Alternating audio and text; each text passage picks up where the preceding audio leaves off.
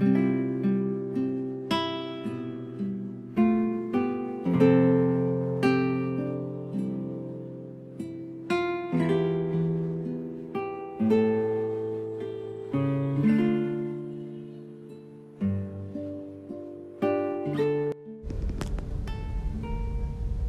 mabuting balita ng Panginoon ayon kay San Mateo.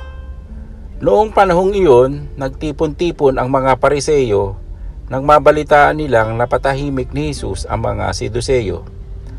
At isa sa kanila, isang dalubhasa sa kautusan, ang nagtanong kay Jesus upang subukin ito.